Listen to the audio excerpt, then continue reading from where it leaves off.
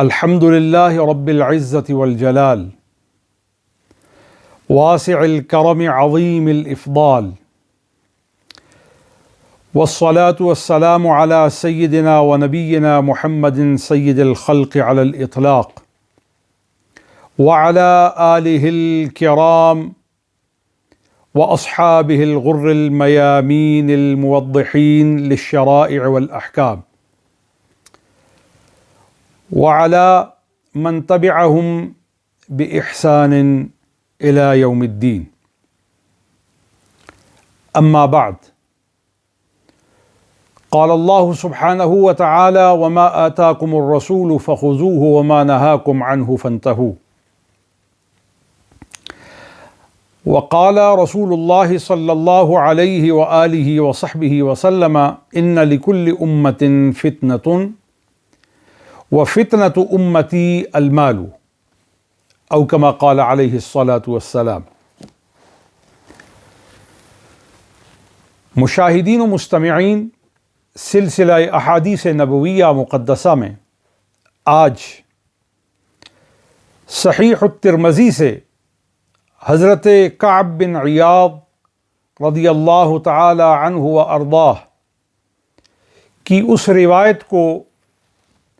آپ کے فہم، علم اور توجہ کے لیے لائے ہیں، جس میں معلم و مقصود کائنات خاتم النبیین صلی اللہ علیہ وآلہ وصحبہ وسلم نے فرمایا: ان لکل امت فتنۃ،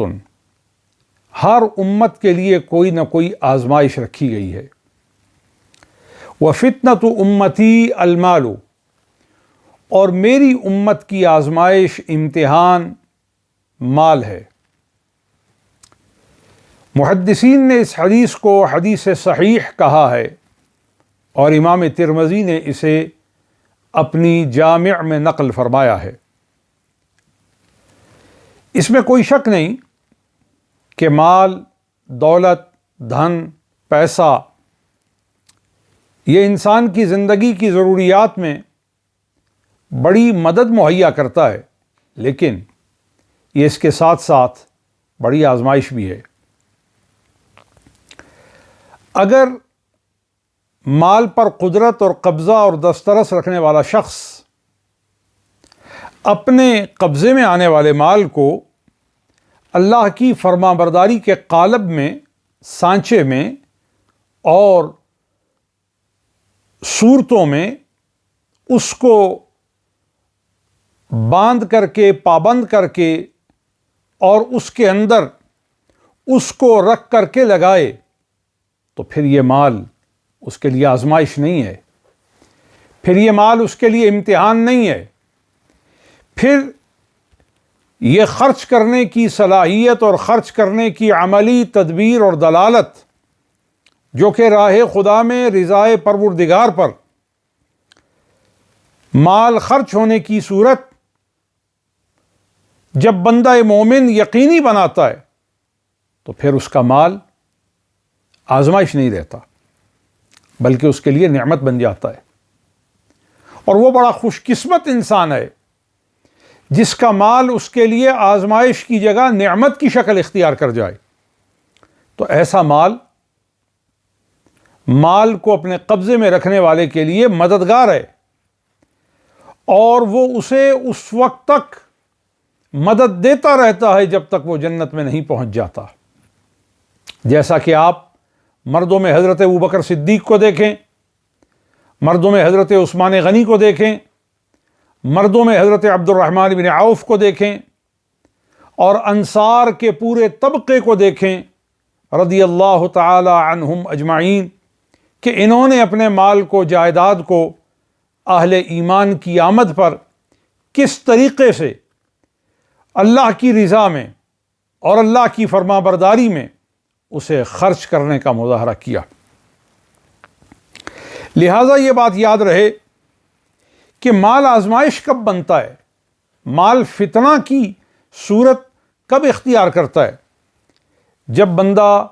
مال کو اپنے قبضے میں اور اپنی گرفت میں اور اپنی ملکیت میں لینے کے بعد اس سے ظلم کرے، اس سے ناحق رویہ اختیار کرے، سرکشی کا معمول بنائے، فساد میں جرأت اور دلیری کرے اور اس مال کو صرف کرے، اس سے قتل و غارت کرے، لوگوں کے حقوق تلف کرے، اپنے خاندان کے حقوق کو ضائع کرے، اپنے گھر بار کے حقوق کو ضائع کرے، تو ایسا مال آزمائش ہے، ایسا مال بڑا فتنہ ہے، اور ایسا مال بہت ہی بدی کو گھیر کر کے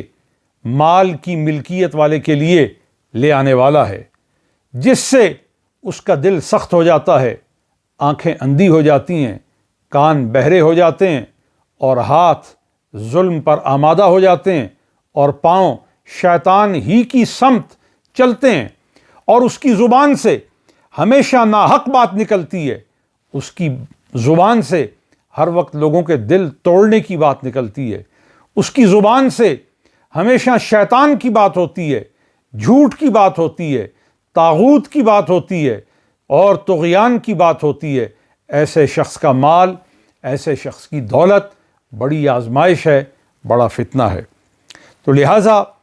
وہ مال جو حق کی مخالفت میں لگے، وہ مال جس کو خرچ کر کے باطل کو حق بنانے کی کوشش کی جائے اور باطل ترازی کو بطور حق سمجھانے پر صرف کیا جائے، ایسا مال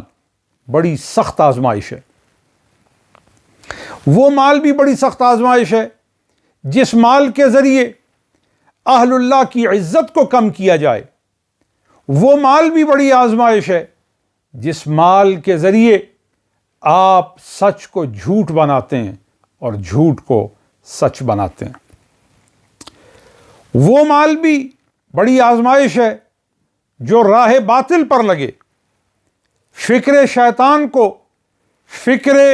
دین کے طور پر باور کرانے کے لیے صرف کیا جائے، ایسا مال بھی بڑی آزمائش ہے۔ اور وہ مال بھی بڑی آزمائش ہے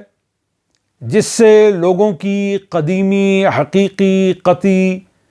مبنی بر صدق شناخت مٹا کر کے انہیں نئے فرقوں کی شناخت دی جائے، انہیں نئے ناموں کی شناخت دی جائے، انہیں طاغوت کا کار پرداز بنایا جائے،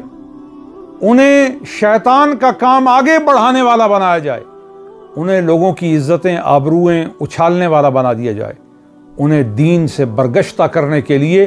مال خرچ کیا جائے، ایسا مال بھی بڑی آزمائش ہے۔ اور وہ مال جس سے قتل و غارت ہو، وہ مال جس سے فرقہ واریت کو فروغ ملے، وہ مال جس سے امن و سلامتی کو تہ و بالا کیا جائے، وہ مال جو ضرورت مند کی ضرورت پر خرچ نہ ہو سکے، وہ مال جو انسانیت کی آبرو کو بچانے کے کام نہ آ سکے، وہ مال جو راہ حرم پر خرچ نہ ہو سکے، وہ مال جو راہ امن و شرف و مجد و علم و حکمت پر خرچ نہ ہو سکے، ایسا مال انسان کے لیے یقیناً بڑی آزمائش ہے۔ اور حضور نے اسی آزمائش کو اپنی امت کی ایک ایسی واقعاتی صورت پر دلالت کے ساتھ بیان کیا ہے کہ ہر امت کی ایک آزمائش ہے، اور میری امت کی آزمائش مال ہے۔ یہاں تک کہ میرے آقا نے، صحیح بخاری کی حدیث ہے، آپ نے فرمایا لست اخشا علیکم ان تشرکوا باللہ بعدی قط، مجھے اب تمہارے معاملے میں اس باب کے اندر کوئی خوف نہیں رہا کہ تم اللہ سے شرک کرو گے، لیکن ولیکن اخشا علیکم ان تنافسوا الدنیا، لیکن مجھے خوف ہے، مجھے اندیشہ ہے کہ تم دنیا میں مبتلا ہو جاؤ گے۔ یہ دنیا میں مبتلا ہونا کیا ہے؟ مال کی محبت ہے، طمع ہے، حرص ہے، جمع کی صورت کا پیدا ہو جانا ہے، اور حقدار کی حق تلفی کرنا ہے، اور سچی بات کو کہنے سے گریزاں ہونا ہے، جھوٹ کو سچ کہنا ہے۔ وَلَا تَلْبِسُوا الْحَقَّ بِالْبَاطِلِ وَتَكْتُمُوا الْحَقَّ، تم حق کو باطل سے مت ملاؤ اور حق کو مت چھپاؤ۔ لہٰذا یہ وہ آزمائش ہے جس سے بچ کر کے ہمیں سنت رسول کے ساتھ اپنے تعلق کو مضبوط کرنا ہے۔ آج کے حدیث شریف کے بیان کا، درس کا یہی خلاصہ ہے